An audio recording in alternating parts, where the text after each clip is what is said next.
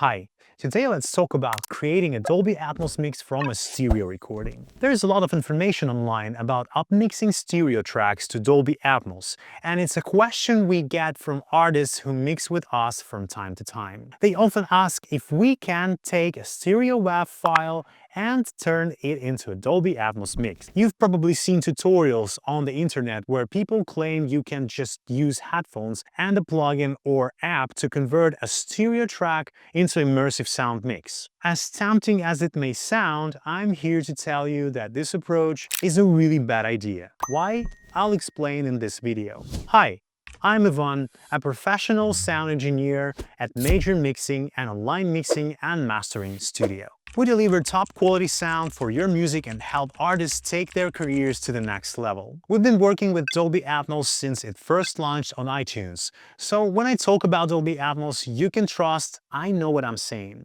If you're not familiar with Dolby Atmos or immersive sound mixing, I suggest you check out our video here on the Major Mixing channel. In that video, we break down what makes a good Dolby Atmos mix and how it's properly created. But back to today's topic, why upmixing a Dolby Atmos mix from an existing stereo track is a bad idea. First off, it's against Dolby Atmos rules. It doesn't matter how you create the upmix, whether it's plugins, AI, or an app, Dolby Atmos does not accept upmixed stereo files as true Dolby Atmos mixes. Sure, some might try to cheat by hiding this fact and uploading it to iTunes or Tidal to get the Dolby Atmos badge next to their song. However, even if this goes unnoticed, there's really no point. The mix will sound awful, and professionally speaking, it's not a Dolby Atmos mix at all. You can't create a Dolby Atmos mix from a stereo track simply because you need the multi-track files. You need the individual tracks from the project to place them in a virtual space around the listener to create that immersive sound. For example,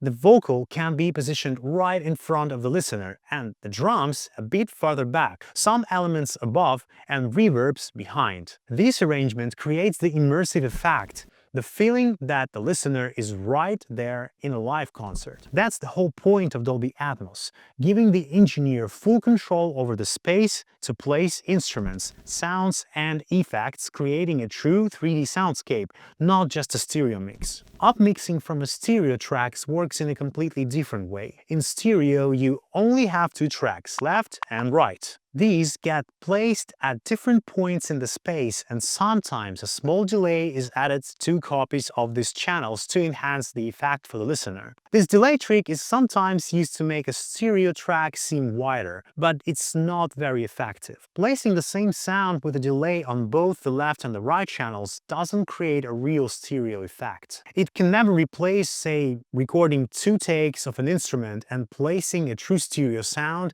in the mix. The same goes for upmixing to Dolby Atmos. Here, the same sound with some modifications gets spread out across all the speakers. It might add a bit of a surround effect, but it's nowhere near what a Dolby Atmos mix should be. Another issue with this approach is that Dolby Atmos is designed to downmix well. One of the best things about Dolby Atmos music is that you create one Atmos mix and it automatically generates all the downmixes. You get mixes for different speaker setups like 4.1, 5.0, 7.1.4, and more, all from that one Dolby Atmos mix. You can listen to it on any speaker configuration and device, including headphones, because the appropriate downmix is automatically selected. For this reason, Dolby Atmos automatically creates downmixes for smaller speaker setups and a binaural track for headphones. But these downmixes will only sound good if the Dolby Atmos mix was created professionally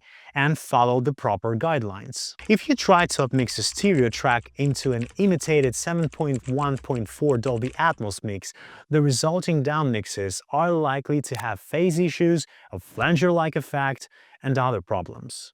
Most listeners use AirPods or other headphones, which means they hear the binaural version of the mix. If that version comes from a stereo mix, it will sound terrible and they'll end up disliking the song. I hope by now it's clear that making a Dolby Atmos version from a stereo track is not a good idea. You'll only waste your time and end up with poor results. Also, some people claim you can create a Dolby Atmos mix using just headphones. That's simply not true. Again, watch our video about Dolby Atmos where we explain how complex the process really is. An audio engineer has to work with the full stereo field and check all the down mixes to make sure they sound perfect. Whether it's stereo, binaural, surround sound, 5.0, 5.1, or immersive 7.1.4. Each format needs to be spot on. If an engineer tries to create a Dolby Atmos mix using only headphones, what usually happens is the binaural version might sound okay, but the speaker setups like 7.1.4 will be full of mistakes and sound terrible. Trying to create a wider, more immersive Atmos sound through headphones often leads to imbalance, incorrect sound placements,